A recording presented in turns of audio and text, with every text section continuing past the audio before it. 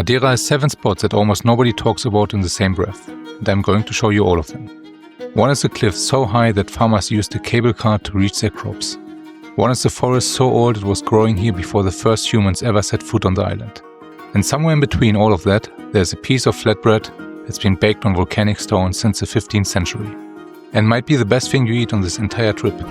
This island has been sitting in the middle of the Atlantic, quietly doing its own thing. And most people still don't know what they are missing. Let's fix that.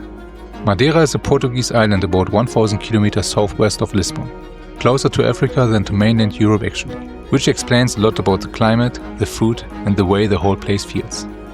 It's not a beach holiday island. There are barely any sandy beaches here. What it has instead is mountains that drop straight into the ocean, trails cut through ancient laurel forest, and a wildness to it that most European islands have long since moved over. If you are the kind of traveler who gets bored of pool and cocktail resorts by day 2, Madeira was made for you. The first stop is Cabo Girão, and the number you need to know is 580. That's 580 meters above the sea, which makes this the highest sea cliff in Europe. There is a glass skywalk platform right at the edge, and when you step onto it, the ocean isn't just below you. It's far enough down that it stops feeling real. Most people arrive between 10 and 2 when the tour buses come, and honestly, the experience suffers for it.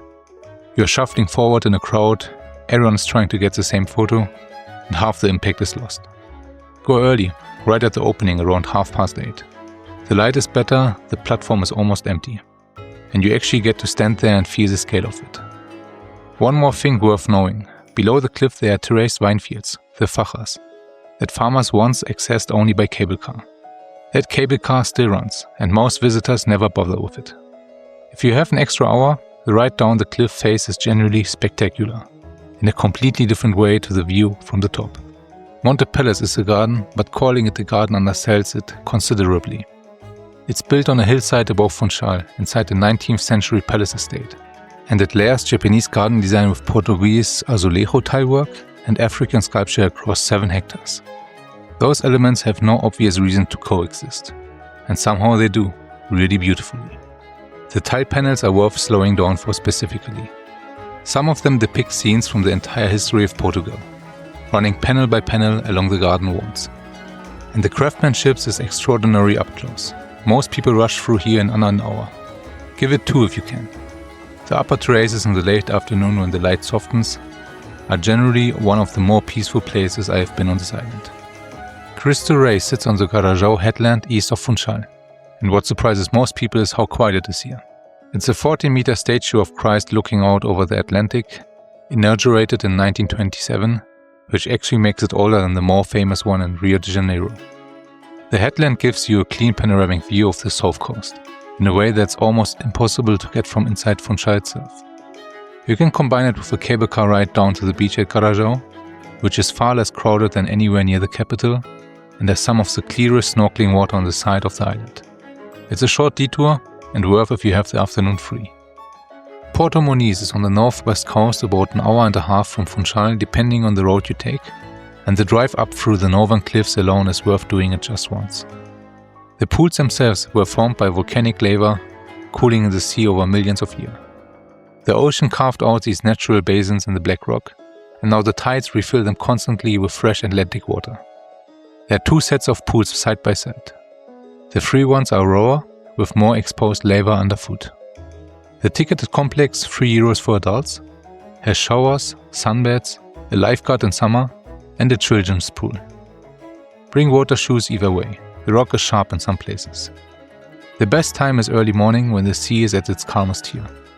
By midday, especially in July and August, it fills up quickly. And if you are traveling outside the peak season, this one is one of the spots that actually improves. Fewer people, same water, same wildness. Now the scenery changes again. Drive to the eastern tip of Madeira to reach Ponta de São Lourenço. This peninsula looks completely different from the rest of the island.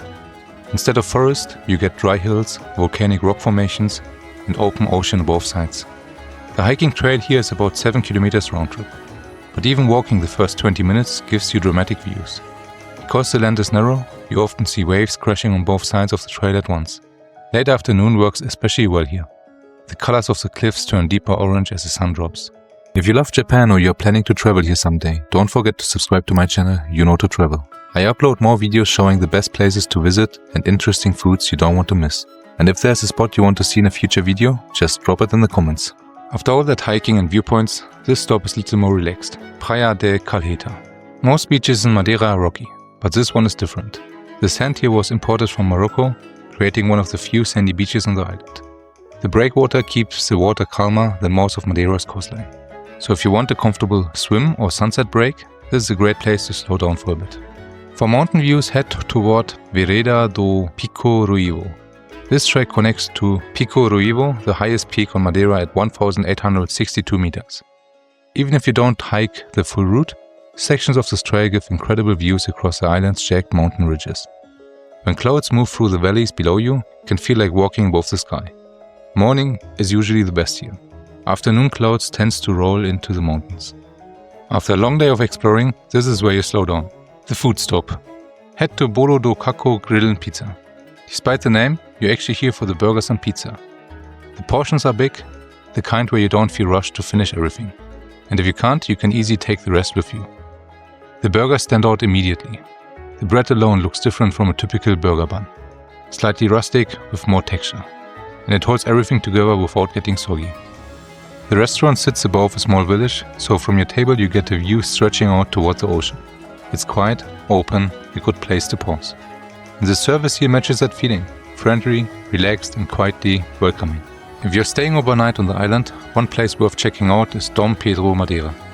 It's right by the ocean in Machico and a convenient base for exploring both the east and west sides of Madeira. I've put the booking link in the description below, and if you're watching on TV, there's also a QR code on screen, which you can scan. Remember that foggy forest I mentioned earlier? That's Fanal Forest. This place feels completely different from the rest of the island. Ancient laurel trees, some over 500 years old, grow across rolling green hills. And when the fog rolls in, the entire forest becomes quiet and mysterious. Branches twist in strange shapes. The mist drifts slowly between the trees. Most tourists miss it because it sits high on Pau da Serra Plateau, far from the typical sightseeing loop. But if you visit when the fog is moving through the forest, it's easily one of the most atmospheric places on Madeira. Madeira is one of those islands where nature and food constantly compete for your attention. One moment you are standing on a 580-meter cliff, the next you are eating warm garlic bread by the ocean. And somehow, both feel equally memorable. If you're planning more time on the island, the next video you should watch is the best places in Funchal, where most Madeira trips actually begin. If you liked this video, don't forget to subscribe to my channel. Thanks for watching and see you in the next one. Matane!